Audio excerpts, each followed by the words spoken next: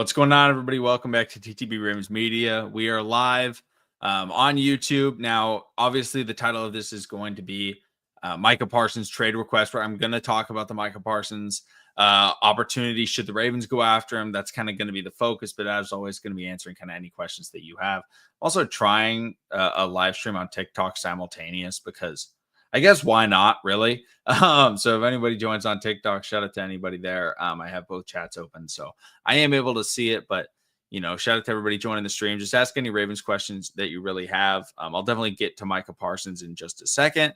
I just want to let people get in first before, really trying to join up. But obviously answering questions on YouTube, answering questions on TikTok as well. So any Ravens questions, one of the big things, obviously, is I want to talk about LeJohntay Wester for sure, because LeJohntay Wester is one of the wide receivers that I think really needs to be focused. And I was going to make a dedicated video about him yesterday. However, Terry McLaurin requested the trade. So I felt like, I should talk about Terry McLaurin trade request. And I brought up LeJohntay Wester a little bit, but I really do think that LeJohntay Wester is one of those dudes.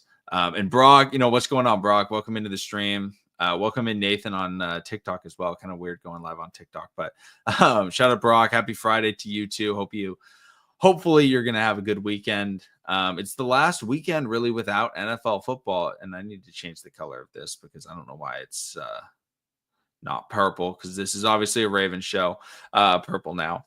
But overall, Ravens, I'm excited to see what happens.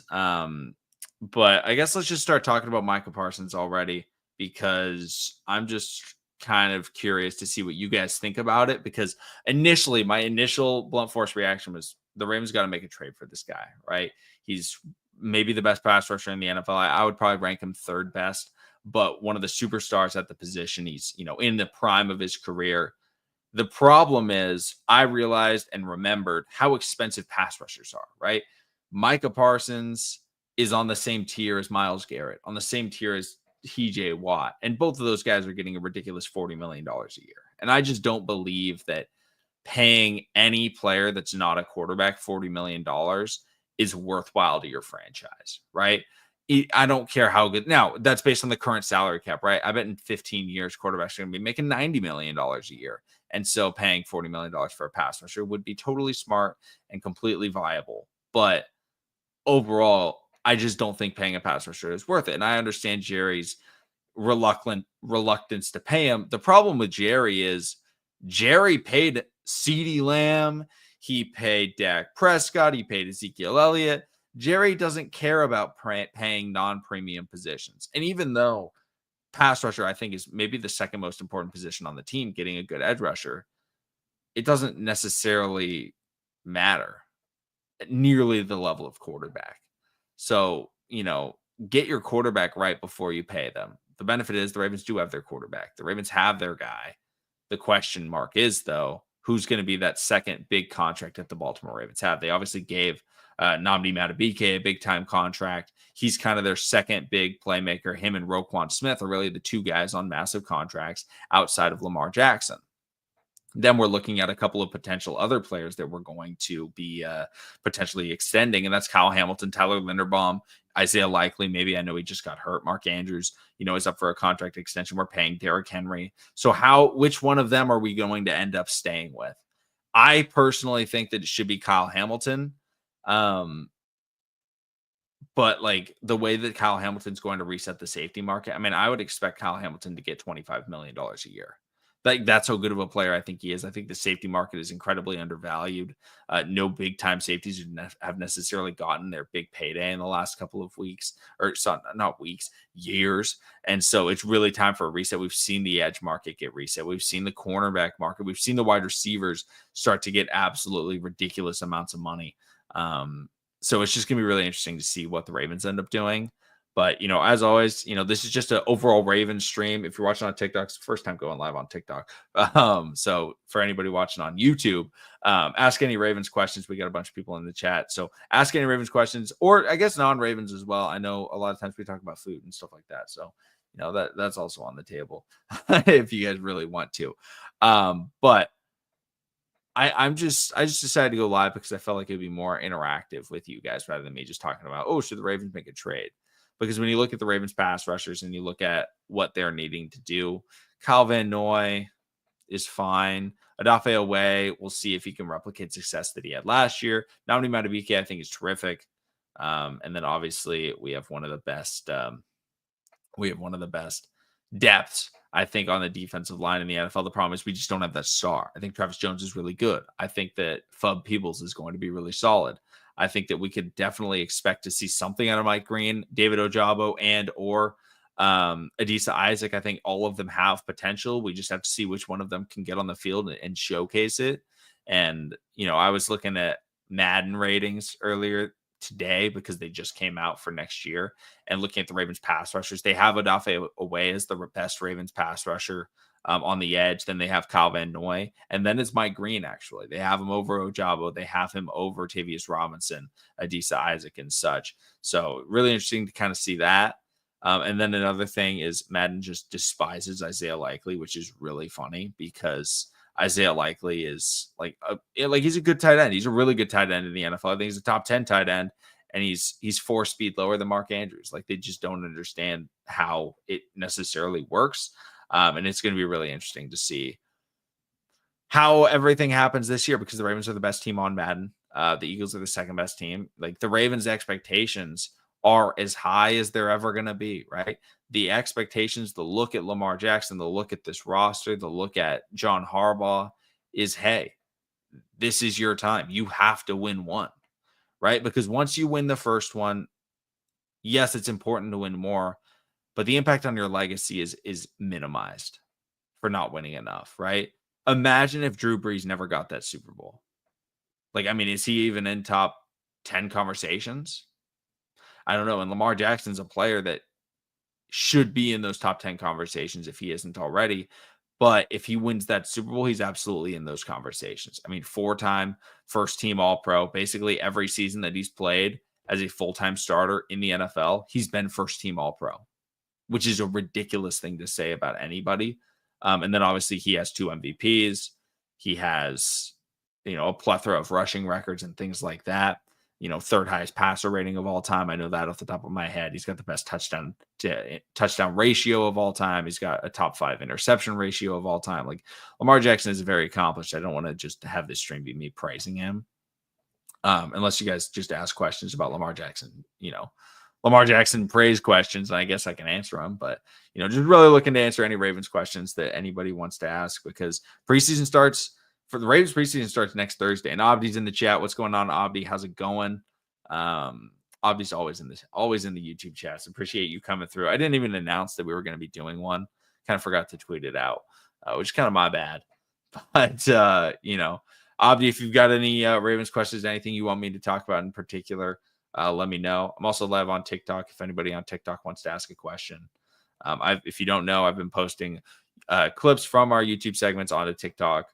And stuff like that.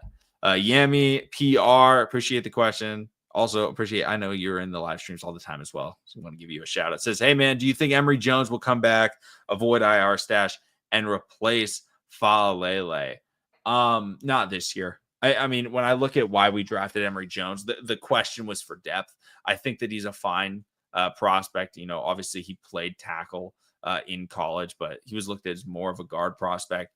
I think that the Baltimore Ravens drafted him to be a backup for whoever wins those starting guard jobs. They don't expect Emory to win them. I know Carson Vincent is not very likely to win it because he is dealing with an injury right now. But Carson Vincent, I felt like when drafted, had a better potential, higher likelihood of him becoming a starter at some point this year. But that's not necessarily to say, hey, he needs to be the starter. I think Faalele will start at right guard. I'm not super happy about that. I think Faalele is kind of a mediocre player with definite limitations. And then, at the left guard, I think it probably will be I'm blanking on his name. Andrew Voorhees. Andrew Voorhees, I think, will be the left guard just because I think he's been here the most. I think he has good strength. He has, the size and speed to be able to do both zone and power gap scheme and power schemes. So I think he just provides a little bit more versatility on that offensive line. So I think he will win it. But Emory Jones, I think, will be a backup. I don't think he'll be a career backup. I think he has a chance to eventually become a starting guard in the NFL. Just think it's going to take a little bit of time for us to really get him situated, oriented to playing a new position, and potentially go down. And then Abdi asked about Justin Simmons.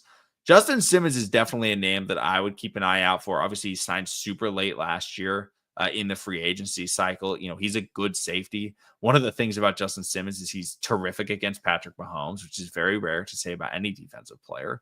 But he's done very well against Mahomes. He's picked him off a plethora of times. I want to say it's like 4 straight games or something like that. Against Patrick Mahomes, he has an interception. Obviously, most recently on the Falcons, I believe it was his last interception against him or last game against him. But with the injury to Ardarius Washington, I definitely see it as a potential possibility. Obviously, we have Malachi Starks, we have Cal Hamilton, but that third safety is kind of a question mark. I like Sanusi Kane as a football player. I think he's a good special teams player. How much am I willing to like bank on him contributing this year? I don't want to bank very much, right? I just don't know if he's at that stage yet where I can really expect anything out of him. And then outside of that, we really don't have anybody. We're going to have, just random veterans that we're going to be able to throw in. So Justin Simmons is definitely a name that I would be super excited if we signed, just because I think, he has the ability. He has the ball skills. He can cover players. He's a playmaker. It would just add, and then just a good veteran to help coach up Malachi Starks, one of the, best rookie safeties in this draft class. I think he was the best rookie safety on my big board, but I think Justin Simmons would be a terrific addition, and I feel bad because I'm sitting super low, so I'm going to adjust my camera on my computer.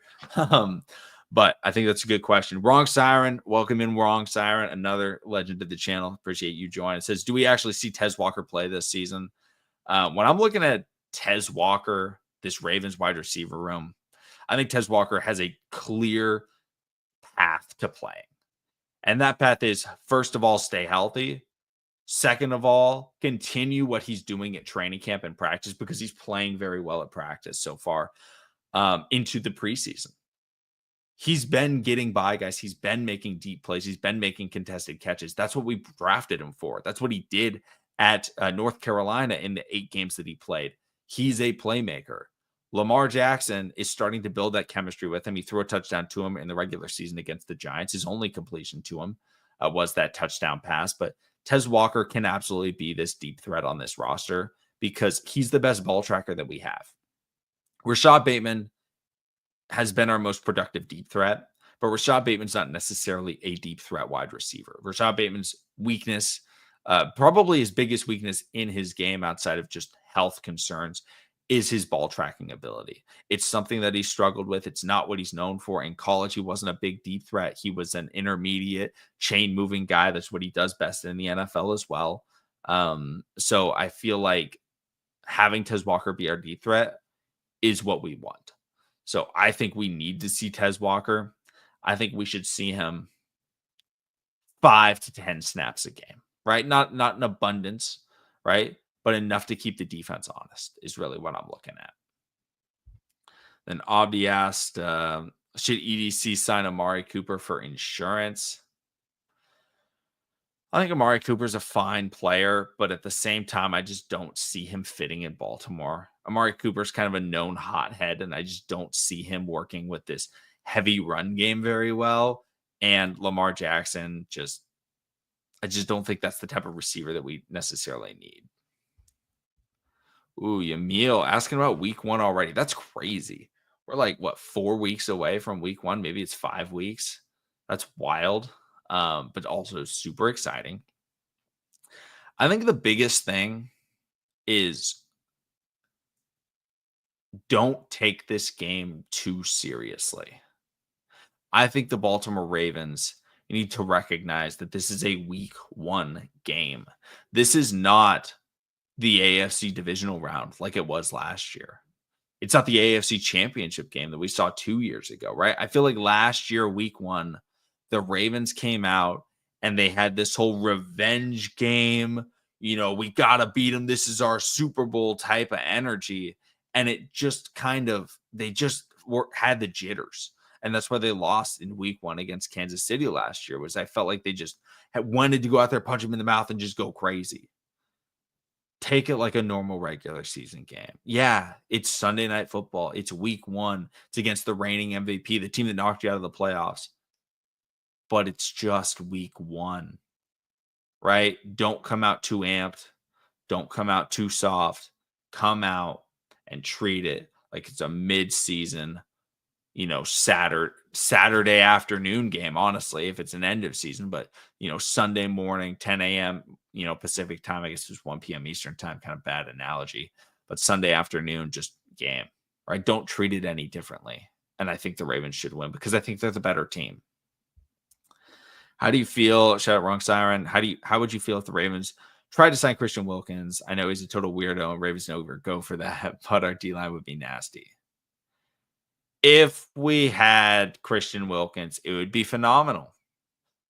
But Christian Wilkins, I think we have to remember, got an absurd amount of he got like an absurd contract. He's going to be expecting money. He's a good football player. Like, I just don't think that we could actually get him like out there. I just don't think that it's, possible. Like, I just don't think we have the money right now to pay him because I feel like someone will pay him good money because he's that good of a player. And then also there's the whole thing with I think it's his foot injury is nagging or something. And that's why they're trying to not have to pay him his bonus money. A lot of weird stuff is going on. I kind of want to wait to hear what's actually going down. Adam78, shout out to Adam, always in the streams, always in the comments as well. I do appreciate it. Said, keep dreaming DeCosta and trading away multiple first-round picks and then paying $41 million to a pass rusher. I agree. Don't think it's happening. Yamil says the psychological component is huge. Overthinking can lead to mistakes, fumbles, penalties, etc.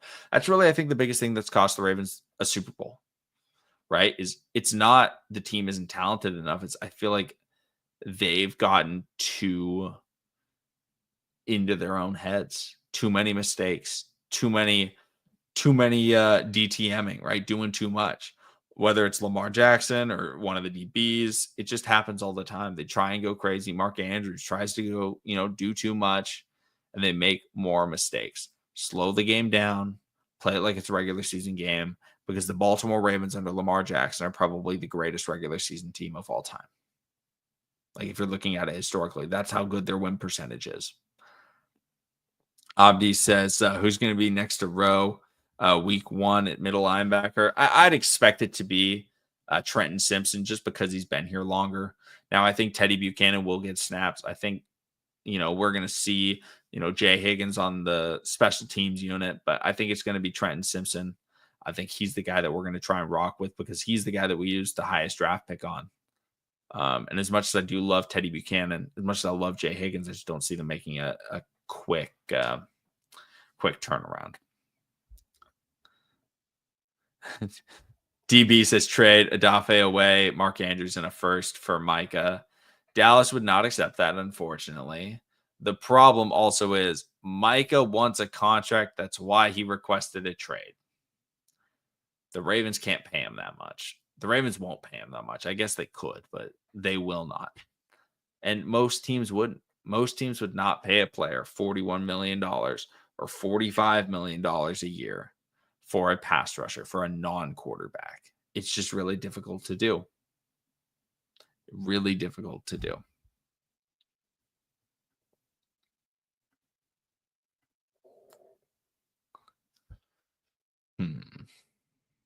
What else you guys got? This has been good. I only want to go live for like 20 to 30 minutes. So, getting as many questions in as you can is basically how we're doing it. I know they had the Speedway Classic today, and I'm kind of sad I missed it because I am a Braves fan and I didn't get to watch it.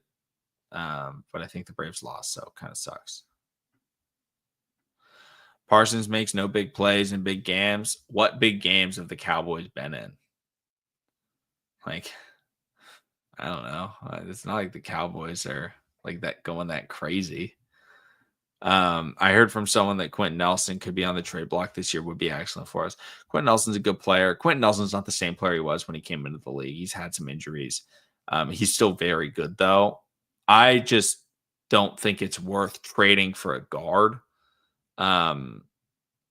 because if he gets traded, it's because he wants a really big contract, and the Ravens aren't going to pay Ronnie Stanley 20 mil, extend Tyler Linderbaum and give him 15 to 20 mil, and then also pay Quentin Nelson $20 million. They don't have the money to pay all those players. So, like, as good as he would be, yes, as a 1-year rental, I would totally do it, but it's not worth it. Ask Jordan Love if he fears Micah Parsons. Okay. I saw a thing that somebody says Jordan Love's the most talented quarterback in the NFL, and I thought that was ridiculous. I like Jordan Love, though. Wrong Siren says, I hope at some point we pay Mike Green $40 million. I think we should see him a lot in preseason. If we're not seeing Mike Green in preseason, the Baltimore Ravens have a problem. I don't know what they're doing if they're not feeding Mike Green, because he needs the reps. We need to see what he can do, right? We didn't get to see Adisa Isaac last year for most of the preseason because he was hurt. I'd love to see one of the Ravens rookie pass rushers actually get to play, because David Ojabo also was injured in his rookie preseason. So yes, I hope we do see him. And again, I would love if we paid him $40 million a year. That'd be sick. Mike Green will be way better than Parsons. I don't think so. But if that's true, I'm all for it. Do you see Harbaugh putting likely on the PUP list and be eligible to return week 5 because you don't want to rush him back?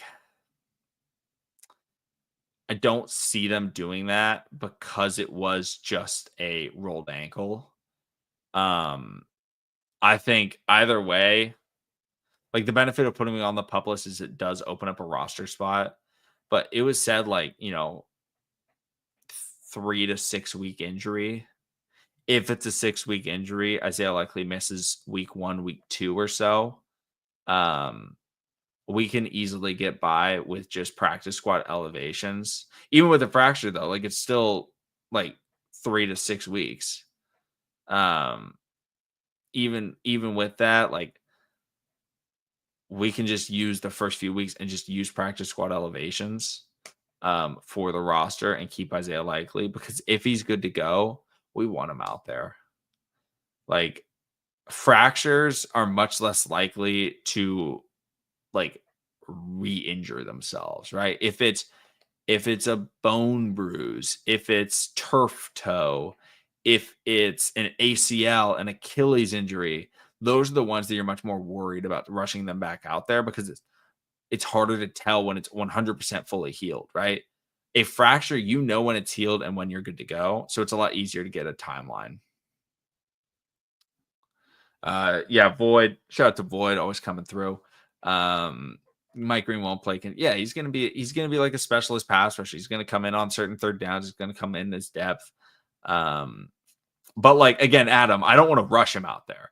If we have to wait, an extra week just to get him more practice reps, I'm good with that. I don't want Isaiah likely playing in a game if he doesn't have a full week of, fully healthy practice under him. I don't want to have that type of situation where it's oh yeah, he practiced Friday and he was a full go, let's send him out there. I think that would be bad. So I think you're right in that aspect. Definitely don't want to risk things. Keys to victory against Kansas City week 4. The Ravens against Kansas City struggle because they treat it like a bigger game than it is. If you're playing Kansas City in the AFC Championship, sure, treat it like a big game. But again, regular season games, when you're a contending team, you just have to treat them as a regular season game. Go out there, try some things. It's early in the season, and see what happens, right? The Ravens are a terrific team. The Chiefs are a terrific team. But the Chiefs are able to succeed in the postseason, even though they struggle in a lot of regular seasons, because they know how to treat the regular season like it's the regular season. The Ravens don't. The Ravens don't know how to treat the postseason right. It's just the Ravens don't have keys to victory. Keys to victory for the Ravens every week is don't shoot yourself in the foot. That's the key to victory. Legitimately, that's what they have to do. That's how talented their team is. That's how talented Lamar Jackson is. Don't shoot yourself in the foot and you win. Every time. Because they are the most talented team in the NFL. Who would you trade for Parsons? The problem is we'd have to trade players. We'd have to trade away. We'd probably have to trade away Mike Green as well. And a first-round pick. And even doing that, we can't pay him. So Micah probably wouldn't even play for us. Yeah. Void 100%. The Ravens play postseason games like they got something to prove, but they don't. Right? You don't want to play with a chip on your shoulder. Obviously I'm an OKC fan. We won the NBA Finals this year. But when they were playing in the playoffs, they weren't playing like, oh, we got to show everybody like we're like that. They just played for fun, right? They were having fun out there in the playoffs. They got blown out 3 times. They got blown out by like 30 plus points in the playoffs, and they won all of the series. They got blown out by Denver.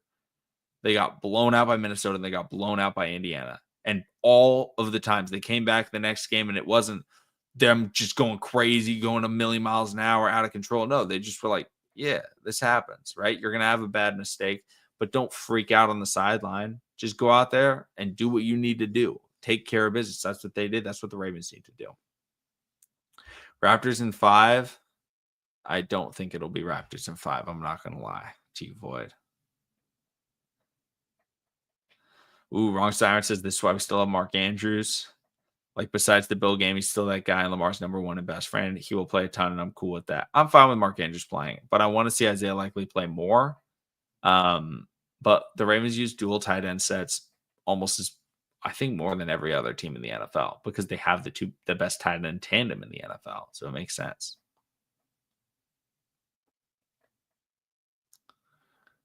And I don't know what the stream is like on TikTok. I wonder if anybody's actually watching on TikTok. I can't really tell. If anybody's watching, appreciate you.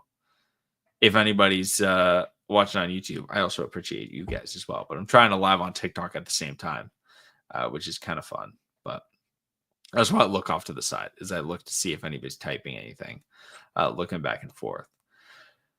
Adam says, do you see Tez Walker as a secret weapon this year from his improvement? I don't think he's necessarily a secret weapon because I think teams are aware of him. But I would like to see him utilized early on as like finding out if he's the guy, right? Is he our deep threat?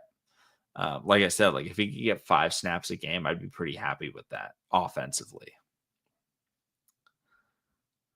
In my honest opinion, the Ravens should trade for McLaurin, Zay out along with Bateman and Likely, and we don't know if D-Hop will stay healthy. Too many question marks. The problem is Terry wants to get paid like $32 million a year. And just like with Micah Parsons, we're not paying that to a wide receiver or a pass rusher. Secret weapon, I do like secret weapon being Tylan Wallace. That probably is our secret weapon. Get Tylan Wallace on the sideline. He's gonna do work. We need Andrews to play like himself in the postseason. As far back as 2019, he's been questionable in all the playoffs. Yeah, I agree. He struggled in the playoffs big time. Did he sell out in that Bills game? No, but he played really bad. If the Ravens want to win now, they will make it work. I agree. I definitely agree with that. But I don't know. I guess we'll go like a couple more questions. Wrong Side says, who will be CB4 for the Ravens? Obviously CB1, Marlon Humphrey, CB2, Jair. CB3 will be Nate Wiggins. Marlon will be playing in the slot, though. The next guy up, I expect it to be Cheeto. I know a lot of people will want TJ Tampa to be that guy, but I think Cheeto, being the veteran that he is just going to give him that slight edge. So I would say that it's going to be Cheeto Awuzie. But I mean, it really could be either. I think I'd like to see TJ Tampa getting snaps because he does have obviously a much higher ceiling than Cheeto Awuzie, but also he has a much higher risk, right? He could make big time mistakes. He was injured for a lot of last year. We didn't get to see anything. What is your record prediction before the bye? Can you please remind me what week our bye is? I don't remember it off the top of my head. I want to say we have a week 9 or 8 bye week. Has Tampa taken any safety reps? Not that I know of. I guess let's look up the Ravens schedule. I want to say it's week 9, but let's see. Oh, week 7. Okay, let's look at this schedule for the Ravens, though, because I got to remember who we play. I remember looking at the schedule when it came out, and then I forget it because, to be honest, I really don't care what the schedule is. Um, Ravens play Bills, Browns, Lions, Chiefs, Texans, Rams, and then bye. I think 4-2, the Ravens should be happy. I think the Ravens should go 5-1. That's kind of my thought process. Like, they should beat um, the Chiefs or the Bills. They should beat the Lions. They should beat the Browns. They should beat the Texans. They should beat the Rams. Could they lose to any of those teams? Yes, absolutely. Divisional games and then good quarterbacks and all those other games. Like, it's tough. But that doesn't necessarily mean like that's what the Ravens thrive in the regular season. They crush teams in the regular season. That's not their problem. Their problem is everything else, all of the postseason games. Ned Savage, shout out Ned Savage on TikTok said, I'm a Bears fan and Notre Dame fan. Shout out South Bend, Indiana. Kyle Hamilton is him, and you're welcome for Rogue One. I appreciate that. Love Kyle Hamilton. Love Kyle Hamilton in the draft. Don't love Notre Dame. I'm a Stanford fan. So, Notre Dame always beats us, so honestly, it's not even much of a rivalry. Yeah, what's up now? Okay, bye. But yes, I was very appreciative for Roquan. That second round pick that we traded you, I can't remember who it ended up becoming. Let me know who you guys drafted. Was it the corner? Was it Tyreek Stevenson? Is that who you guys drafted with that second round pick? I honestly cannot remember. Ronnie too. Yeah, Ronnie's been hurt too much. Facts. And we also had Chase Claypool. No, not Chase Claypool. We had Miles Boykin, another Notre Dame guy, on the Ravens. Void said high school teammate of his graduated from Stanford. Let's go. Yeah, Ronnie. Hopefully Ronnie's good again this year. Ronnie was fine last year. I'd love to see Ronnie have another like solid year, solid healthy year. Would be huge. Follower of Christ says, we know the Ravens have failed to beat the Chiefs in the playoffs, so I'd rather have us lose to them and then come back and win the playoff game. Yeah, but like one of the things about this Ravens can't beat the Chiefs in the playoffs narrative, I think is really funny. We've played the Chiefs once in the playoffs. One game we've played the Chiefs in the playoffs. It's not like we're playing them all the time. Like, we've played them once in the playoffs. We've played them a ton in the regular season. Basically, every year we've seen Lamar Jackson versus Patrick Mahomes in the regular season. But, like, we've played them once in the playoffs. The teams the Ravens have lost to in the playoffs is Titans, Chargers with Lamar Jackson, Chargers, then Titans, then Bills, and then Bengals, and then after that it was Bills. Or Chiefs, then Bills. We've lost to the Bills. We lost to Josh Allen more than we've lost to Patrick Mahomes in the playoffs. But like again, Lamar Jackson did get a concussion and leave the game in the third quarter when we lost in 2020 against the Buffalo Bills. So maybe that's different. I'm seeing so much Josh or Lamar talk, and neither is the clutch factor in the playoffs yet. I mean, honestly, that's fact. Neither of them have gotten all the way. You know, somebody came in and was talking about Jalen Hurts, and that's the difference. Like, unfortunately, Lamar Jackson has not won a Super Bowl, and that's a fact. And do I think Lamar Jackson will win a Super Bowl? Yes. Do I think he can win it this year? Absolutely. Now it's just time to get it done. As much as we think things can happen, we can't make them happen as fans. It comes down to the players. It comes down to everything else. And I see somebody said the Eagles are terrifying still. I think the Eagles are definitely scary. We're going to see how they, are able to rebound after last year. I texted one of my friends last year when I watched their first game against the Packers, and I said the Eagles are winning it all because that game was so good. And I thought either the Packers or the Eagles were coming out of the NFC. And I love the way the Eagles look there. And I mean, I got a Cooper DeJean jersey sitting in my closet, so shout out to them. I low-key am excited or nervous to play the Rams. That Rams team is going to be good, and they all seem prepared for us. The Rams have played us better than any other, I feel like, NFC team consistently. Sean McVay has done a very good job against this Ravens defense historically. And so I definitely think that game is something to watch out for. But the benefit is one of the reasons we've been killed by the Rams is Cooper Kupp was just devastating for us. Like, yes, Puka Nacua is very good, and he's better than Cooper Kupp now. But the way Cooper Kupp plays is like the exact receiver that will slaughter the Ravens. My Super Bowl pick for this season is Ravens versus Eagles. That'd be a 6th Super Bowl. I would love to see a I'd love to see a Ravens Packers Super Bowl. I think that'd be a lot of fun. Eagles jersey is contraband. Trust me, I got jerseys for. I'm trying to collect all jerseys. I have every AFC North team. I have a jersey for every team in the AFC North. I've got a Bengals. I've got a Steelers. I've got a Browns jersey. I've got an Eagles jersey. So I've got a ton of jerseys. I try and collect. My goal is to have one of every NFL and NBA team. I have a lot less NBA teams. I don't need every MLB team. I'm good with just my Braves players. But I've got a couple of Braves. I've got like 5 Braves jerseys, and that's about all for baseball. I've got a ton of NFL jerseys and a little bit of basketball. My most recent basketball jersey I bought was an Embiid jersey because I love Embiid. Just admitted to war crimes. Hey, just so you know, my Browns jersey is an exact replica from the same factory of the 1960s Cleveland Browns. It's a it's an autogram jersey. Is my Cleveland jersey. It's nothing modern.